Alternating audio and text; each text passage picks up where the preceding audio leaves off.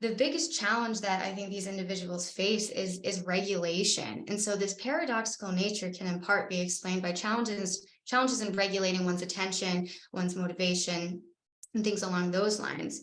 And so it's been argued that a more fitting description of ADHD is a disorder of attention regulation than a deficit of attention. So being able to kind of regulate and harness your attention, your motivation, that's really the challenge.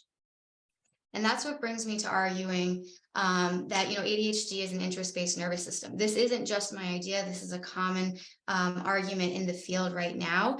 And so regulation for individuals with ADHD, it's dictated by a different set of rules. For people without ADHD, they can be driven by importance. And what that means is they are more sensitive to true consequences, or the consequences that can be imposed on individuals. That clicks with individuals without ADHD. Their nervous system picks up on that. For people without ADHD, it doesn't work that same way. This nervous system is driven by interest and stimulation.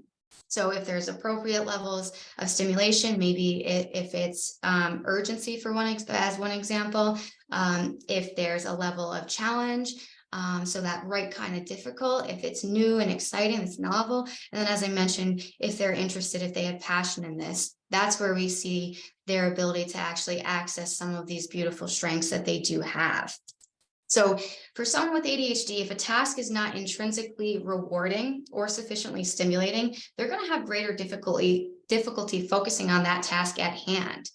But as I mentioned, this interest-based nervous system, in the presence of strong incentives, we will see normalized executive function performance in individuals with ADHD. So if there is a level of buy-in, whether again it's interest or maybe there's challenge, we will see these individuals that these individuals are better able to access their executive functions and access some of these incredible strengths that they do have.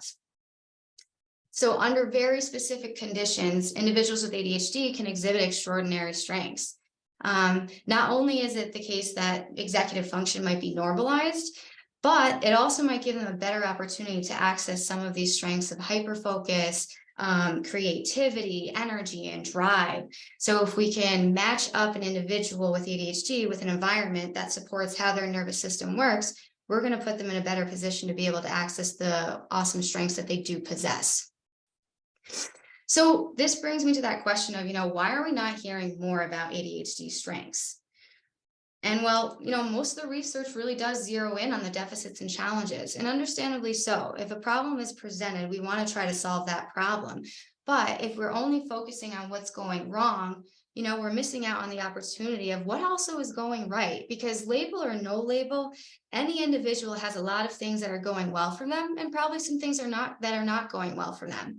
So if we want to approach individuals with ADHD more holistically in a balanced approach, it would be really helpful to understand what goes right for them. And so that's kind of, a nice segue into what does go right for them and why should we actually focus on that. So some of the strengths that have been reported in the literature, and I do want to say that this is an emerging literature, much more work needs to be done. A lot has been more self-report based, with some studies moving more into the empirical, more experimental manipulation space. But what we see in the literature is that some of the strengths that have been self-reported or observed are this in an intense energy and drive. So individuals with ADHD can have an abundance of energy. They can be very, very driven.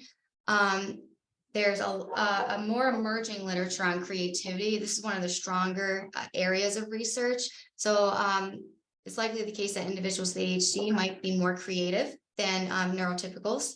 That is also still up for debate, and I'll talk more about that as we move forward. There's also been evidence to suggest that individuals with ADHD are more likely to engage in hyperfocus, which is kind of similar to flow, and it's also up for debate, but essentially just having that laser focus and being able to really crank some work out efficiently and quickly.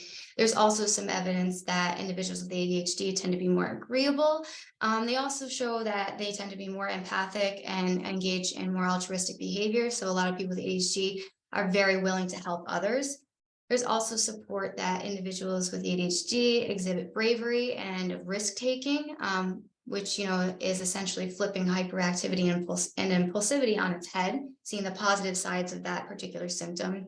And then we also see that a lot of individuals with ADHD are more likely to engage in entrepreneurial pursuits.